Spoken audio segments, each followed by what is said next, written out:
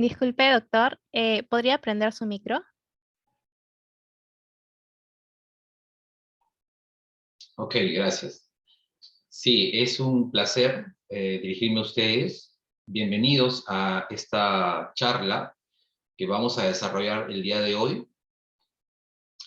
Y también, como ustedes deben saber, el día de hoy se conmemora, como cada 4 de febrero, el Día Mundial de Lucha contra el Cáncer, que es la enfermedad que hoy vamos a abordar desde una mirada nutricional, pero muy concreta, en un tema que como ustedes han visto, imagino, es sobre dieta y microbiota intestinal.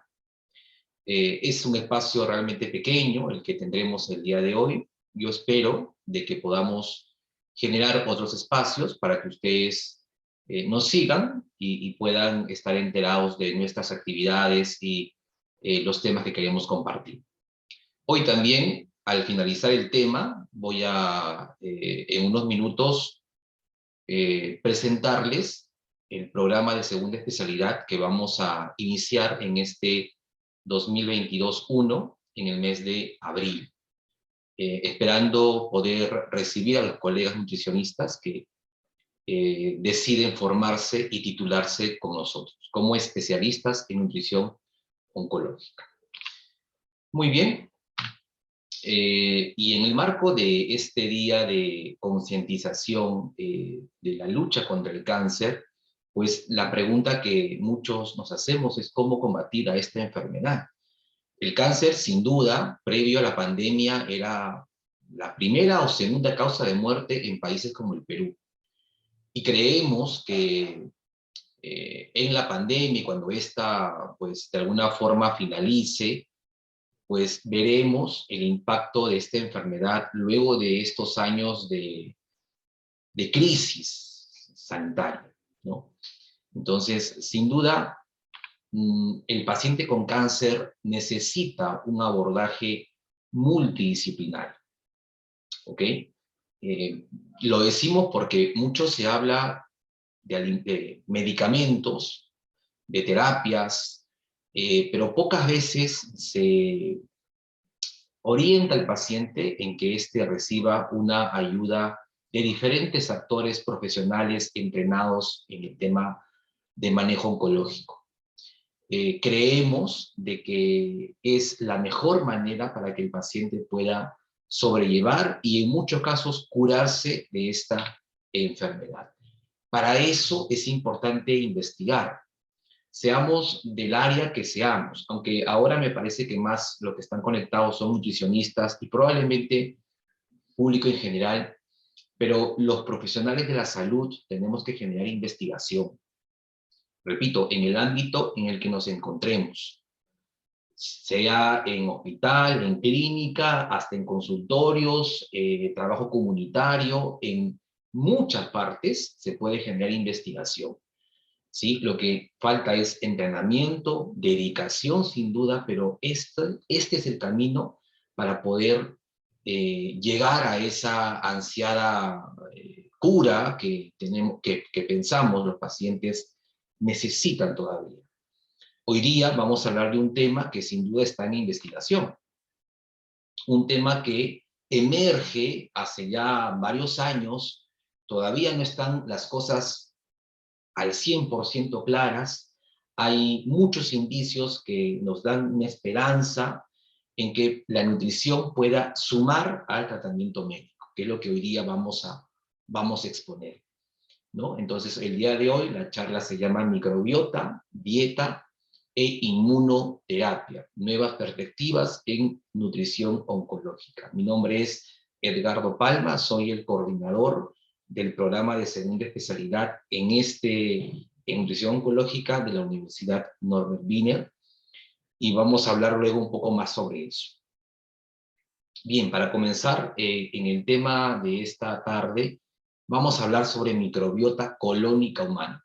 Pero quiero que recordemos de que el ser humano convive con múltiples microorganismos, ¿sí?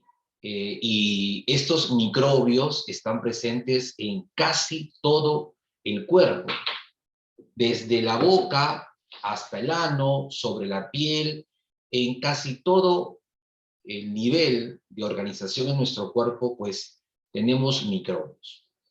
Pero hoy día vamos a hablar de los microbios que se encuentran a nivel del colon, que conforman más de 1 trillón de bacterias, más de 2000 especies, y que los genes de estos microbios son muchos más que los propios genes de cualquier persona.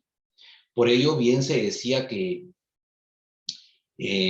no estábamos seguros si es que el ser humano tenía microbios o los microbios tenían al ser humano. Fíjense el grado de complejidad, ¿no? Y sin duda, dada tal cantidad de microbios a este nivel, pues creemos que no están ahí de adorno, ¿verdad? Cumplen roles muy importantes en diferentes sistemas. No vamos a hablar de todos, evidentemente, por lo corto del tiempo, pero estos microbios son tolerados por nuestro cuerpo, por nuestro sistema inmune. Nuestro organismo no los ataca, no los destruye, los tolera, ya que la permanencia de ellos, pues, involucra beneficios al ser humano. Hoy vamos a hablar sobre eso. Es importante conocer y recordar para algunos que no solamente hay bacterias en el intestino grueso, ¿no? La llamada flora bacteriana, más se debe llamar microbiota o microbioma, no son cosas iguales, pero esos serían los términos más adecuados al día de hoy. Formando parte de este microbioma o microbiota, pues no encontramos únicamente bacterias. No, claro que no. Si bien las bacterias son de los microorganismos más abundantes en el colon, también encontramos cierta población de virus, de hongos y eventualmente de gusanos, de helmintos. Aunque este último pues va a depender del estilo de vida de cada persona. O sea, no es normal tener cierta población de gusanos a nivel intestinal. Pero sí es normal, ¿sí? Y eso va a depender del tipo de bacteria que tengamos a nivel colónico. Ahí en pantalla, a su mano izquierda inferior, están observando algunos filum y géneros de bacterias que están presentes a nivel colónico y que forman el llamado bacterioma. El bacterioma forma parte de la microbiota intestinal. El viroma es el conjunto de virus que normalmente habitan el intestino grueso. La mayoría son bacteriófagos, y bueno, no va a estar ahí el SARS-CoV-2, aunque es posible que ya muchos luego de pasar esta enfermedad podamos tener este virus, pero en todo caso es cuestión de seguir investigando, ¿no? Entonces tenemos un bacterioma que está conformado por bacterias, un viroma que está conformado por algunos virus, un micoma que está formado por hongos que también pueden habitar el colon, ¿sí? Entonces, estas serían las poblaciones más abundantes que habitarían a nivel colónico. Y aquí en pantalla están observando en porcentaje cuáles serían los géneros pues, que se encontrarían frecuentemente a este nivel. El 90% de todas las bacterias presentes a nivel colónico son del filum de Firmicutes de Bacteroidetes, ¿no? Y por ahí actinobacterias. Y los géneros, pues son los bacteroides, son los bacilos, los bifidobacterium. Un menor porcentaje, un 10%, pues encontramos a la Escherichia, los Enterococcus, Staphylococcus, y un porcentaje menor vamos a encontrar los Clostridiums, Proteus, entre otros microbios. Si bien es cierto que algunas bacterias han sido catalogadas como buenas y otras como malas, lo normal es que el ser humano albergue ambos tipos de bacterias. El hecho está en el porcentaje, ¿sí? En el porcentaje, en la cantidad de población que alberga de estas bacterias buenas y de las llamadas bacterias malas. Decíamos de que las bacterias están ahí y no están en vano, tienen un rol importante, ¿ok?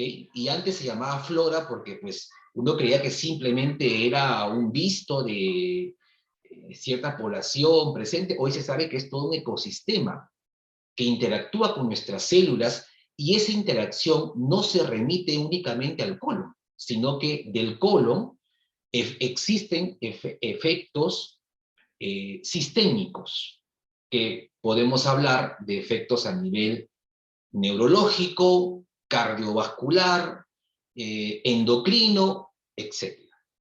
¿Okay? Ahora, es importante mencionar de que estas bacterias buenas van a tener un diferente metabolismo a las llamadas bacterias malas. Es simplemente una forma de decir, no es que sean malas o buenas, en realidad, pues, ambas tienen un rol en nuestra vida. Pero estas bacterias llamadas buenas, les decía que van a tener un metabolismo distinto a las bacterias, entre comillas, malas. Por ejemplo, los Clostridium que habitan el colon van a procesar, van a metabolizar los residuos de la carne roja procesada, ¿ok? Y lo van a convertir en diferentes sustancias nitrogenadas como son las poliaminas. Entre ellas la putrescina, la espermicina, la cadaverina, entre otras poliaminas. También van a poder formar otros compuestos nitrosos y también radicales libres o especies reactivas de oxígeno. Mientras que las bacterias del género Lactobacillus van a ser capaces de metabolizar la fibra dietética, la que se ingiere a través de la dieta. Y esta fibra va a ser transformada en ácidos grasos de cadena corta, como son el butirato, el propionato, el acetato. ¿Sí? Entonces, va a haber un diferente metabolismo dependiendo el tipo de bacteria y, por supuesto, el sustrato que le llegue a esa bacteria. Y el sustrato, evidentemente, proviene de la alimentación. Por ello es que la dieta puede modular la población de bacterias que habitan a nivel colónico, ya que todo lo que escape a la absorción inevitablemente llegará al colon, al intestino grueso. Y ahí, dependiendo la población de bacterias, pues se podría fomentar pues una u otra. Evidentemente, si es que cierta población que demanda de un nutriente o un sustrato le llega a este, pues se promoverá su crecimiento, su proliferación. En pantalla, algunas especies que forman ácidos grasos de cadena corta, como repetimos, es el butirato, propionato, acetato. Tenemos al Alistipes, tenemos algunos Bifidobacterium, por ejemplo, el Bifidobacterium longum, el Eubacterium, el Faecalibacterium, muy famoso cuando se habla de microbiota intestinal. Los lactobacillus también son famosísimos, creo que la mayoría ha escuchado de este tipo de bacterias, Roseburia intestinalis y algunos tipos de Ruminococcus. ¿Ok? Entonces, en esta charla vamos a hablar de algunas especies y qué se ha identificado en torno a su rol en la salud del ser humano. Decíamos que dependiendo el sustrato, pues se promovería cierta población bacteriana, ¿no? Y si hablamos de la fibra y los ácidos grasos de cadena corta, pues en las investigaciones lo que más se ha mostrado son efectos positivos para el butirato. El butirato es un tipo de ácido graso de cadena corta. El butirato y el propionato son los ácidos grasos de cadena corta que han mostrado mejor beneficio en el organismo, modulando la respuesta inflamatoria, inhibiendo el crecimiento anormal de células, entre otros efectos positivos. Entonces, la fibra que transforman algunas bacterias nos puede dar estos ácidos grasos de cadena corta. La pregunta sería, ¿qué tipo de fibra sería la indicada para que ocurra dicha transformación, dicha fermentación? Y conocemos algunos tipos de fibra, ¿verdad? La fibra insoluble, la fibra soluble, y dentro de ellas igual pueden haber tipos de fibra, ¿ok? Pero quisiera resaltar el efecto que tiene el almidón resistente. El almidón resistente, que seguramente muchos de ustedes conocen, saben sus fuentes, cómo se obtiene, es un tipo de carbohidrato que escapa de la digestión y la absorción, alcanza el tubo digestivo o el intestino grueso y es capaz de ser de los mejores prebióticos que existen actualmente. Sin desmerecer otros prebióticos como los fructooligosacáridos, la inulina, la celulosa, el betaglucano, esos también son importantes. Pero el almidón resistente ha tenido en los últimos años investigaciones que sostienen, que sustentan su rol, su excelente rol prebiótico. ¿Ok? ¿Cuáles son las fuentes de almidón resistente? Bueno, para recordar, antes de eso, existen tipos de almidón resistente. El tipo 1, que son los que naturalmente existen en algunos alimentos, del tipo 2, que se forma, que es cuando el alimento está crudo, pero se cristaliza, ¿sí? Y del tipo 3, que se obtiene por retrogradación del alimento. O sea, un alimento que tiene almidón se cocina, se enfría a temperatura de refrigeración entre 4 a 5 grados centígrados, se almacena por algunas horas, probablemente entre 24 a 48 horas, y luego se consume. Esa cocción, luego la refrigeración del almidón, pues permite la formación de este almidón resistente, resistente a la absorción y su llegada al colon. Y ahí pues cumple su rol prebiótico, que es el de fomentar el crecimiento de bacterias que fermenten fibra, como son las bacterias, entre comillas, buenas. En pantalla observan una tabla donde pueden ver qué alimentos tienen almidón resistente, y esa lámina sería más para el tipo 1, el almidón resistente de tipo 1, y el alimento que encabeza esa escala es, sin duda, el plátano verde, ¿no? Ahora, el alimento que tiene un almidón a mayor maduración, pues disminuye su cantidad de almidón y aumenta su cantidad de mono y de disacáridos, ¿no? Algunos otros alimentos que también poseen almidón podrían aumentar entre un 10 al 20% su cantidad de almidón resistente, siempre que se haga este procedimiento. Una cocción, una refrigeración, y luego se puede comer calentando ligeramente, pero ya se ha mejorado la cantidad de almidón resistente. Un excelente prebiótico.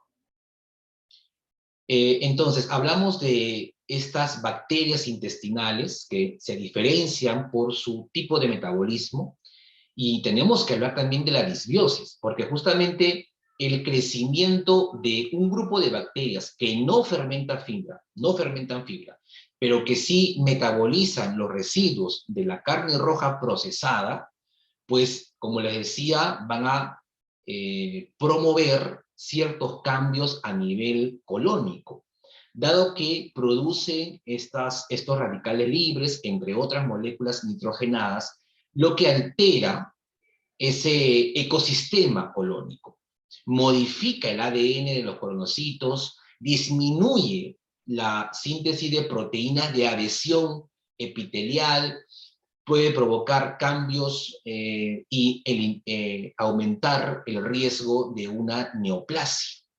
Mantiene alerta el sistema inmunológico y estimula la inflamación crónica. Sin embargo, las bacterias que sí fermentan fibra y que producen ácido graso de cadena corta tienen el efecto casi contrario, ¿no? Y son las que promueven la eubiosis. Porque yo les decía hace un momento, el 90% de bacterias pertenecen a 2 o 3 filum, principalmente. Dentro de ese 90% hay bacterias que fermentan fibra y otras que no lo hacen, ¿sí? Pero el porcentaje de bacterias fermentadoras debe ser mayor que el de las bacterias que no fermentan fibra. De tal manera que se mantiene cierto equilibrio inmunológico o inflamatorio a ese nivel, pues, y se impide esta transformación maligna. La dieta, sin duda, impacta a ese nivel. Hay estudios ya muy documentados que muestran cómo una dieta alta en carne va a estimular el crecimiento de cierto grupo de bacterias, como ven ustedes ahí en pantalla. En general son bacterias anaerobias, las que se elevan cuando hay un consumo elevado de carne en la dieta. Los bacteroides, algunos bifidobacteriales, el Bilophila, el Clostridium, el Fusobacterium nucleatum, y esta última bacteria ha sido asociada con el riesgo de cáncer de colon. Así que el alto consumo de carne roja, sobre todo procesada, pues promueve el crecimiento de determinadas bacterias, las cuales se han asociado al riesgo específico de cáncer colorectal. Una dieta vegetariana, pues puede, por su parte, incrementar la población de otras bacterias, como las que ven ahí en pantalla. Evidentemente, porque una dieta vegetariana tiene una mayor cantidad de fibra, ¿no? Vegetales que pueden aportar prebióticos y estimular el crecimiento de estas bacterias fermentadoras y que producen ácidos grasos de cadena corta. Una dieta alta en fibra, más basada en cereales integrales, promueve también el crecimiento de bacterias fermentadoras, como los bacteroidetes, los firmicutes, las proteobacterias, y en general van a aumentar los niveles de bacteroidetes respecto de los firmicutes, que en algunos casos podría ser prudente desde un punto de vista de prevención de enfermedades cardiometabólicas. Por su parte, una dieta alta en azúcares promueve el crecimiento de cándida, que no es una bacteria, pero que sí se incrementa cuando hay una alta disponibilidad de azúcares simples en la dieta, el Clostridium difficile, el Clostridium perfringens, que son bacterias hasta ahora que no han mostrado beneficio en la salud del individuo. También hay hallazgos en que el tipo de bacteria podría estar asociado al estado nutricional. En personas delgadas o de estado nutricional eutrófico, predominarían los bacteroidetes en vez de los firmicutes. Justamente lo contrario se ha hallado en personas que padecen sobrepeso o obesidad. En estas últimas, el predominio es los firmicutes respecto de los bacteroidetes. Ahora, lo que estamos diciendo son asociaciones. Todavía no se puede decir que ciertas bacterias causen dicha condición. O sea, no vamos a culpar a una bacteria que cause el sobrepeso, cause la obesidad. Lo que por ahora conocemos es que están asociadas, ¿no? Están asociadas. No se sabe si es que estas puedan estar asociadas de forma etiológica o que el estado nutricional alterado pues promueve la disbiosis. O es la disbiosis la que causa la malnutrición o es la malnutrición la que provoca la disbiosis. Como quiera que sea, lo que se viene encontrando en múltiples investigaciones son estos hallazgos. Así como en otros casos o en otras enfermedades crónicas, como es el lupus, donde hay un predominio de firmicutes del tipo gram positivos. Muchos de los firmicutes son bacterias no fermentadoras.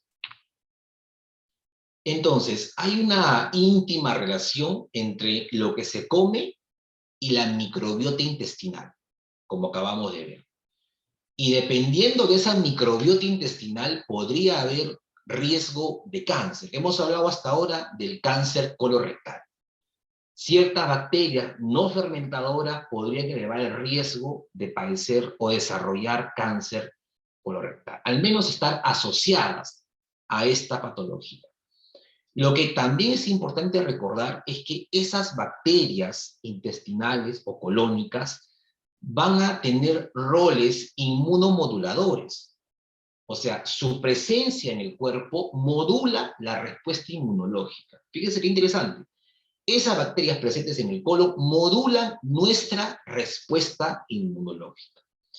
Este es un tema que antes de la pandemia concentraba la atención de la mayoría de grupos de investigación. Miren artículos publicados todos los días sobre microbiota intestinal y su rol en diferentes aspectos de la salud y de la enfermedad. Es un tema muy interesante, que sin duda conocemos todavía poco y que debemos estar siempre buscando leer, actualizarnos y hacer investigación, por supuesto. ¿Y por qué es importante hablar del sistema inmune en el cáncer? Pues porque el cáncer, al ser provocado por un tumor maligno, evidentemente, está asociado al desempeño inmunológico. Porque debemos recordar, la mayoría de personas, en algún momento de su vida, sobre todo las adultas o adultas mayores, desarrollan células neoplásicas. Pero no todas hacen la enfermedad llamada cáncer, ¿verdad? No todas, pero la mayoría en algún momento hará algunas células neoplásicas. Entonces, ¿de qué depende de que algunas se enfermen de cáncer y otras pues ni se enteren, mueren de viejitas o de otra enfermedad, pero nunca tuvieron cáncer? ¿De qué depende eso? Depende del sistema inmunológico. Depende de que nuestro sistema inmune detecte y elimine a tiempo esas células neoplásicas que se han formado. Obviamente hay muchos factores asociados a este evento, pero el sistema inmunológico es crucial y hay un concepto muy reconocido hoy que es la inmunovigilancia y el inmunoescape que presentan algunos tumores. Cuando digo inmunoescape, me refiero a que los tumores desarrollan mecanismos en los que apagan la respuesta inmunológica. Mecanismos en los que inhiben a las células que se supone deben atacarlos. Inhiben linfocitos, reorientan macrófagos, todo para escapar del ataque antitumoral.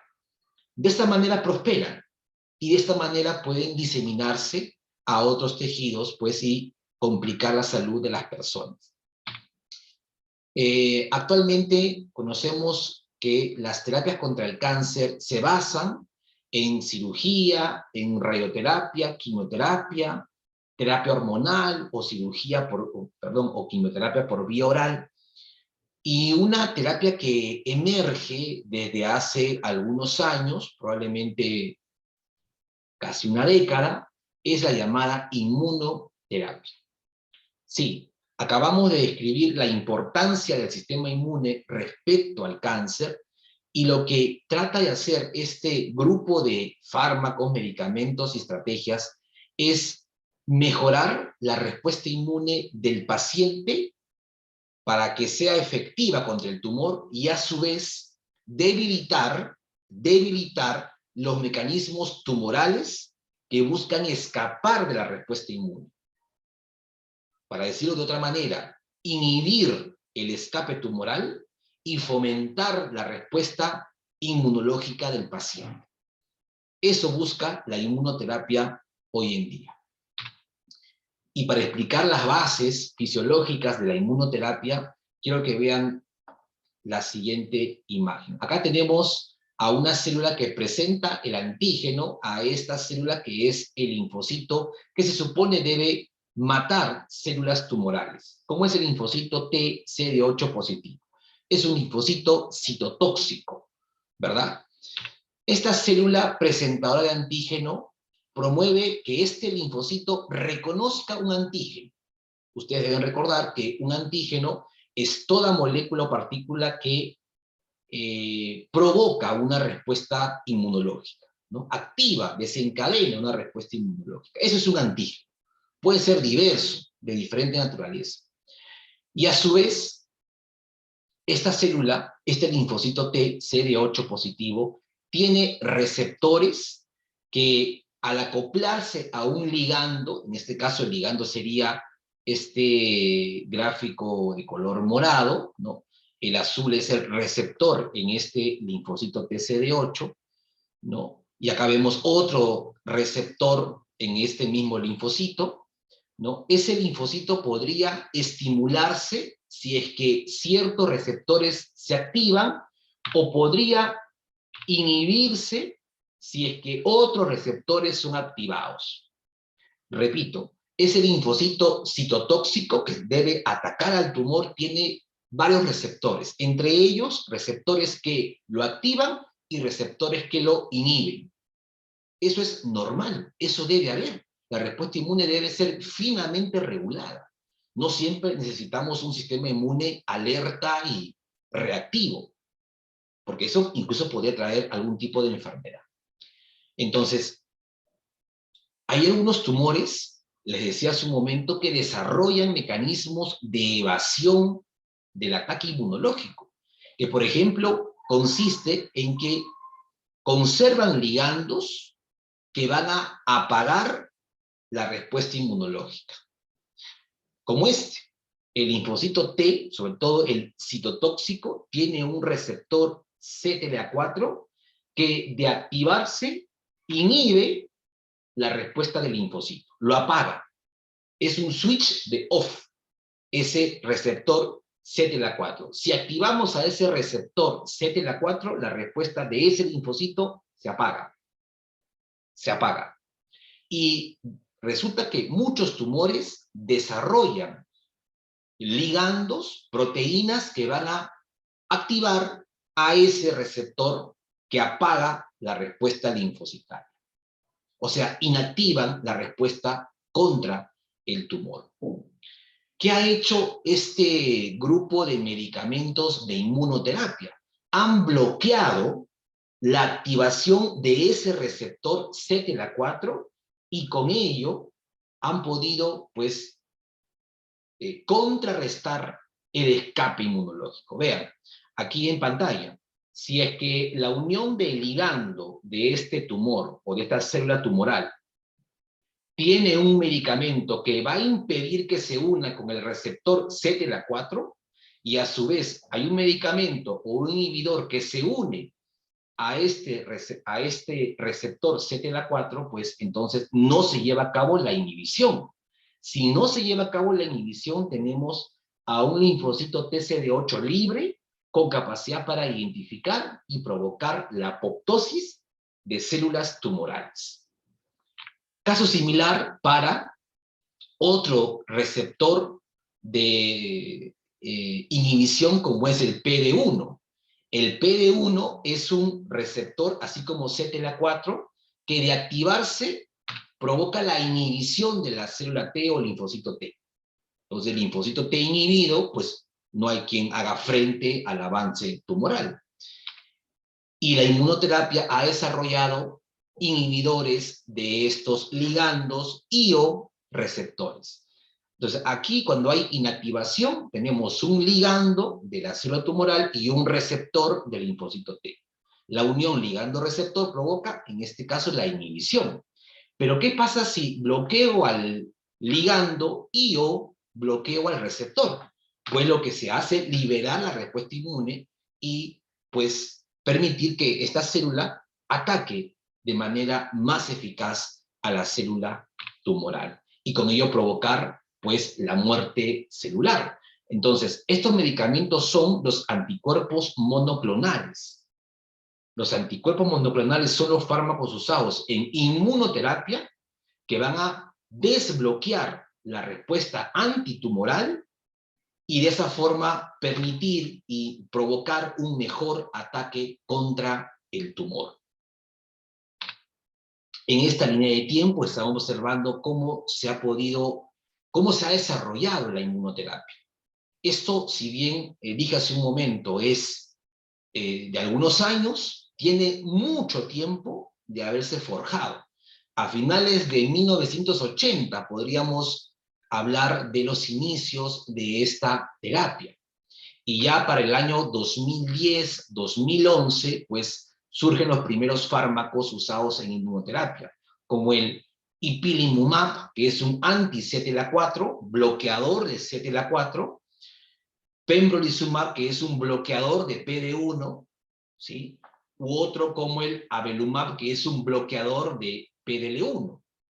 Y como ven ustedes, hace un poquito más de una década es que ya se han permitido el uso y la distribución de estos medicamentos.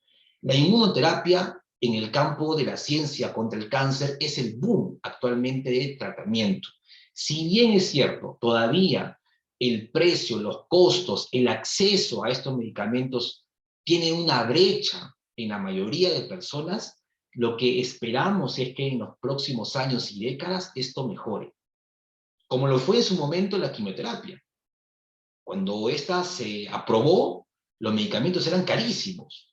No había forma de que un seguro social pues provea los medicamentos a los pacientes. Eso fue en esos años. Esperamos de que los medicamentos de inmunoterapia puedan estar al alcance de más personas en el futuro.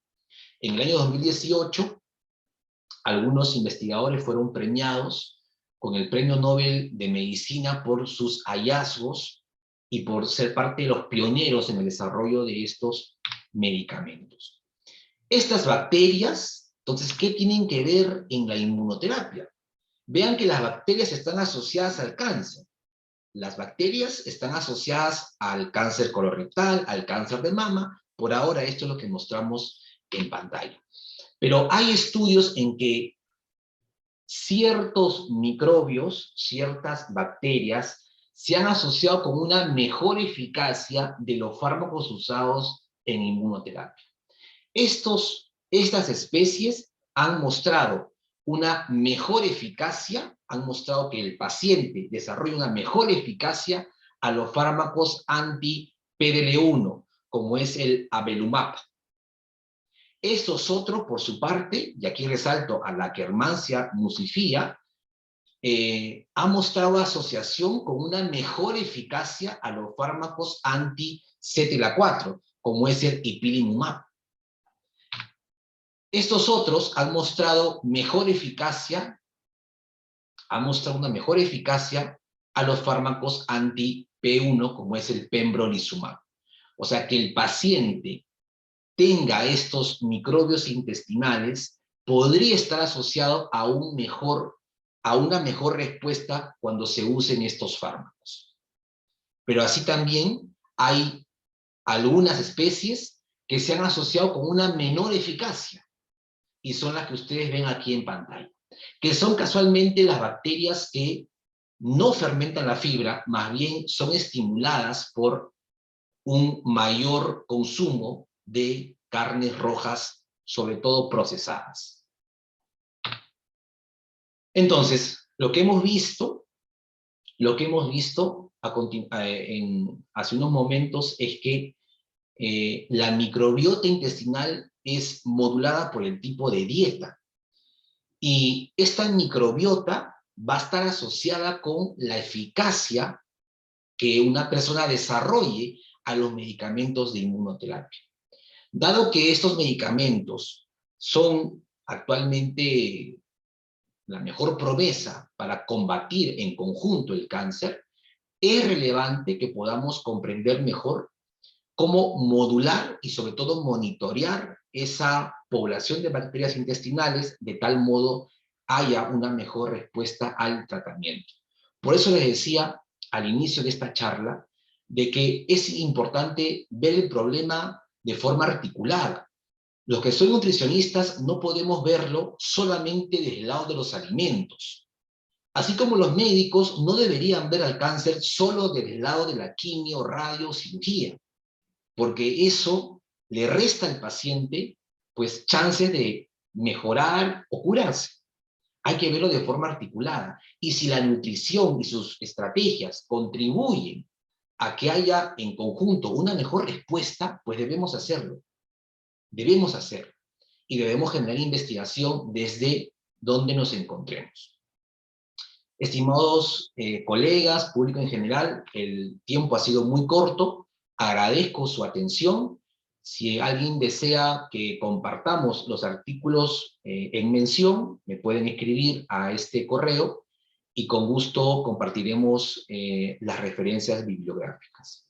Quiero tener un espacio de tiempo también para comentarles algo muy importante que estamos desarrollando ya desde hace varios años en la Universidad Norbert Wiener.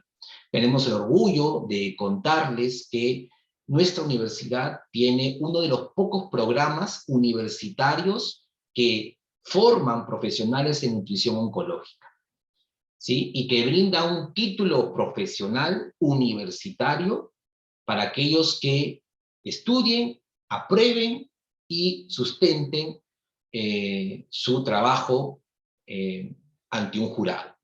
¿Ok? Ahí en pantalla estamos observando que nuestro próximo inicio es el 9 de abril del presente año.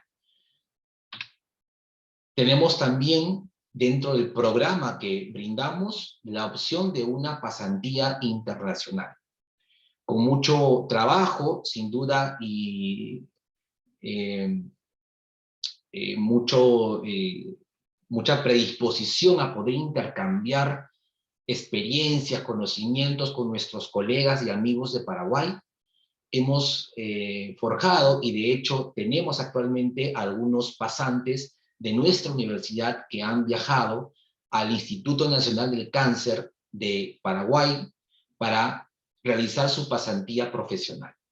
Como saben, es un centro especializado en cáncer y creemos que esta interacción entre diferentes contextos, experiencias, oportunidades, conocimientos, sin duda va a fortalecer a este gremio y a esta especialidad. La pasantía es opcional y es exclusiva para nuestros alumnos. ¿Cómo es el horario de clases? Tenemos principalmente las clases ubicadas los fines de semana. Sábados y domingos y algunas clases a mitad de semana por la noche, como ven en pantalla. Cada asignatura dura un mes, es decir, que los cursos son modulares, y el programa tiene una duración total de 12 meses calendarios. Este es nuestro plan de estudio, compuesto de 12 materias y 3 ciclos académicos. ¿Ok? ¿Cuál es el cronograma de admisión?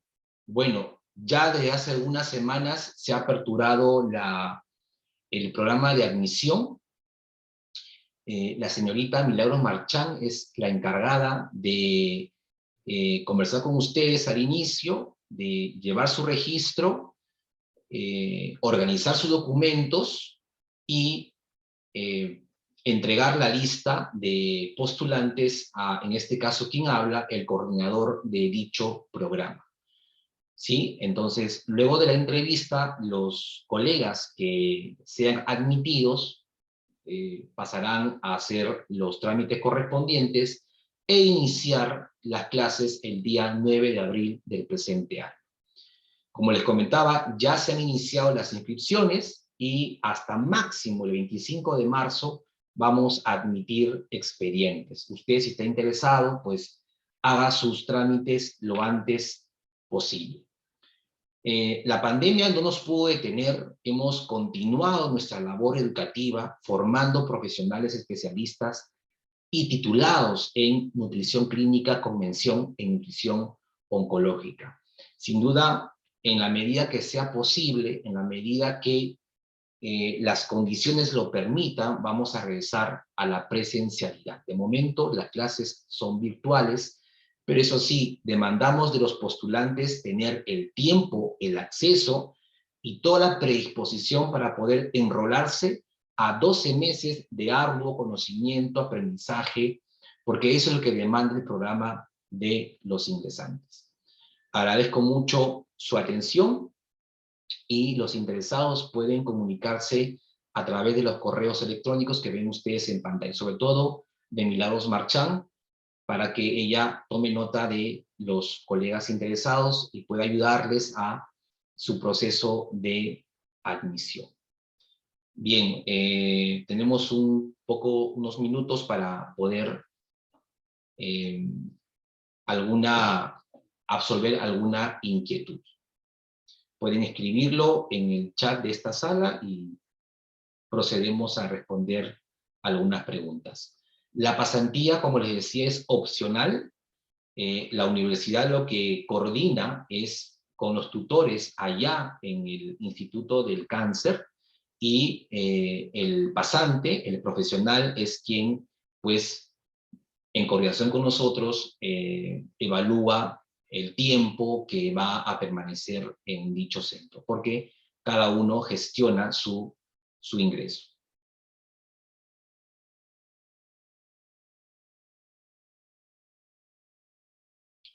Sí, correcto. Hay alimentos que pueden promover una eubiosis intestinal, ¿sí?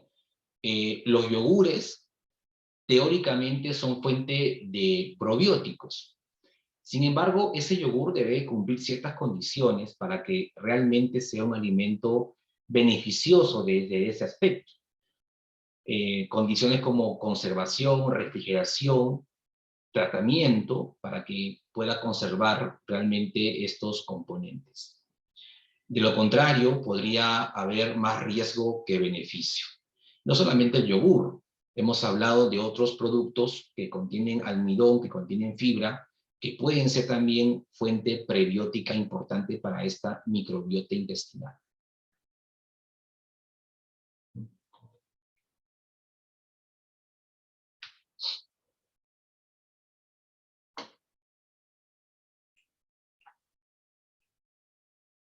¿Alguna pregunta más?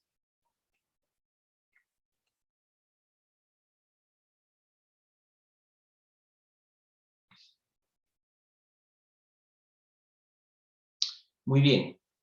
Entonces, los interesados en el programa que se va a aperturar en abril, pues pueden escribir a los correos, o también seguirnos en redes sociales, ingresar a la página de posgrado de la Universidad Norbert Wiener, donde van a encontrar mayor información al respecto.